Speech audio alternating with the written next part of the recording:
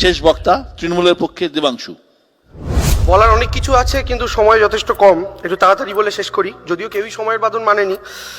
প্রথম কথা, জগন্নাথ তার বক্তব্য দিয়ে শুরু করি। তিনি শুরু করলেন একটা কথা বলে, যদিও ইস্যুর মধ্যে ছিল না, যে তিনি পদার্থবিদ্যার ছাত্র, তবুও তিনি অনেক কিছুই জানেন না, ইত্যাদি ইত্যাদি বললেন। আরও একজন কিসের ছাত্র আমি জানি না, কিন্তু তিনি জানেন গণেশের প্লাস্টিক সার্জারি হয়েছিল, নর্দমার গ্যাসের গন্ধ দিয়ে নাকি গ্যাস জ্বালিয়ে তিনি চা বানিয়েছিলেন, কুমির ছানা নিয়ে ছোটবেলায় খেলতেন। তিনি বায়োলজি স্টুডেন্ট ছিলেন কিনা আমি জানি না, প্লাস্টিক সার্জারি থেকে শুরু করে বায়োগ্যাস সবটাই তিনি জানেন। যাই হোক, এখন বিষয়টা হচ্ছে যে এখানে জগন্নাথ একটা খুব ইম্পর্টেন্ট কথা পার্থতাকে উদ্দেশ্য করে বলেছেন। সেটা হচ্ছে পার্থদার বক্তব্যের পরিপ্রেক্ষিতে তিনি বলেছেন যে পার্থদা যে ইলেকশন কমিশনের থেকে সার্টিফিকেট নিয়ে এমপি হলেন, কি অন্যায়, সেই পার্থদা সেই ইলেকশন কমিশন কি অস্বচ্ছ বলছে? কিন্তু ভারী অন্যায়, সত্যি সত্যি ভারী অন্যায়। কিন্তু অদ্ভুতভাবে জগন্নাথদা যে দল করেন, সেই দলের নেতা নরেন্দ্র মোদী আপনার আমার যাদের ভোটে দাঁড়িয়ে প্রধানমন্ত্রী হয়েছেন, তাদের কাছেই 4 বছর আগে বলছিলেন কাগজ দে তবে তোকে বলবো নাগরিক। তার মানে সেই জনগণ যাদের ভোটে তিনি প্রধানমন্ত্রী হয়েছিলেন তাদেরকেই অস্বচ্ছ বলে দিয়েছিলেন। আজকে নির্বাচন কমিশনকে অস্বচ্ছ বলা হচ্ছে বলে পার্থদা কি করে তাহলে স্বাভাবিক নিয়মে এমপি হন সেই প্রশ্নটা করছেন। তার মানে তো আমাদের প্রধানমন্ত্রী বাতিল প্রধানমন্ত্রী বলতে হয়, তাই না? তৃতীয় পয়েন্ট, ফিঙ্গারপ্রিন্ট দিয়ে ভোট হোক, এখানে বলে গেছেন জগন্নাথদা। আধার কার্ডের সাথে লিঙ্ক হোক, খুব ভালো কথা, কিন্তু এখানে দুটো পয়েন্ট আছে। প্রথম কথা, বিজেপির কোন নেতাকে মহারাষ্ট্র আর দিল্লি ইলেকশনের আগে এটা বলতে শুনেছেন ফিঙ্গারপ্রিন্ট দিয়ে ভোট হোক? একজন নেতা বলেনি। 2 নম্বর কথা, আধার কার্ডের সাথে ভোটার কার্ড লিঙ্ক করে ভোট হবে বুঝলাম, কিন্তু দুটো কার্ডের বেসিক ডিফারেন্স আছে। কি? ভোটার কার্ড আমাকে ইস্যু করে ভারতের নির্বাচন কমিশন, আর আধার কার্ড আমাকে ইস্যু করে ভারতের সরকার। অর্থাৎ আমার ভোটার কার্ডের নিয়ন্ত্রণ ইলেকশন কমিশনের কাছে, আমার আধার কার্ডের নিয়ন্ত্রণ ভারত সরকারের কাছে। এর অর্থটা কি?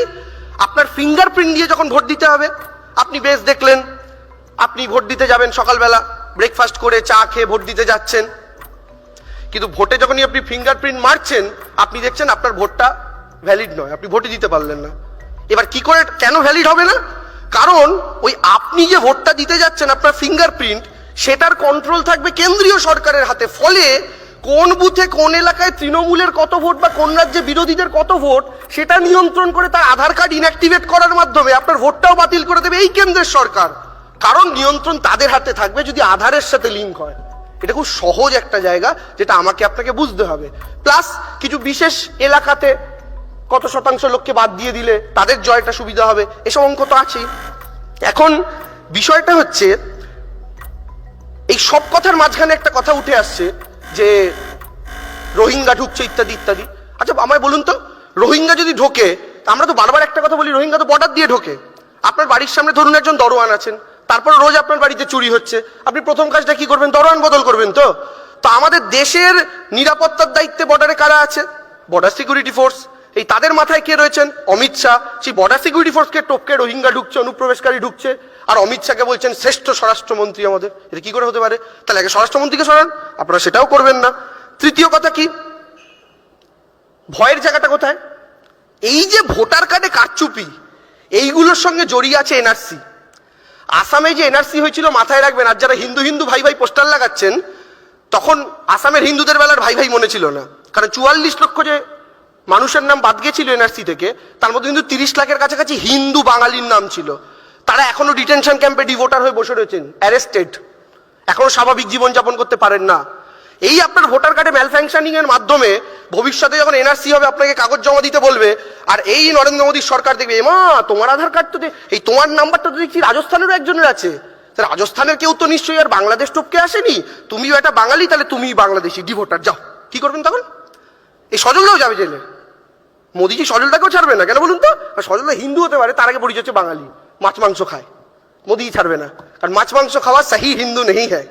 বুঝতে পেরেছেন গল্পটা? এবার আসি পরের কথায়। আচ্ছা ধরুন এই কেন্দ্রীয় সরকার চায়টা কি? আমাকে আপনাকে জ্বালিয়ে শেষ করে দিয়েছে কয়েকটা বছর। কি করে? একের পর এক সিস্টেম এনেছে, সিস্টেম আনার পর আমি আপনি লাইনে দাঁড়িয়ে দাঁড়িয়ে মরেছি, এবং রোজ একটা করে নতুন নাটক। আমরা হচ্ছি যেন জোকার, দেশের জনগণ। আমরা ডান্স পারফরমেন্স করবো, মোদীজি বসে দেখবেন। কেমন?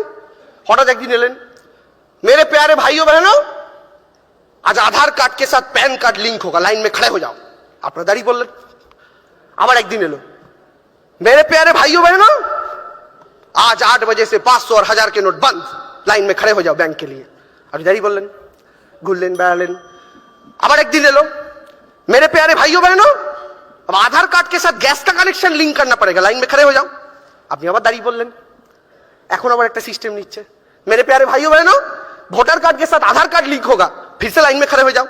তা আমি আপনি লাইনে দাঁড়িয়ে দাঁড়িয়ে মরি, আর উনি প্লেনে করে আজকে এই দেশ ওই দেশ করুন, আর তারপরে আধার কার্ডের সাথে pan card voter card link করিয়ে আমার আপনার ভোটটা সাড়ে সর্বনাশ করে দিন।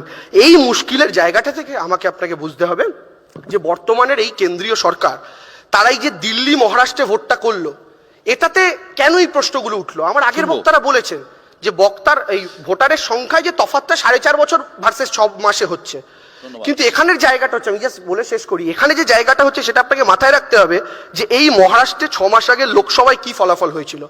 আমি যেগুলো আমাকে তাড়া দিচ্ছেন, যদিও আমি সবার চেয়ে কম সময় নিয়েছি সম্ভবত, আমি তাও শুধু 4টে লাইন বলে শেষ করি।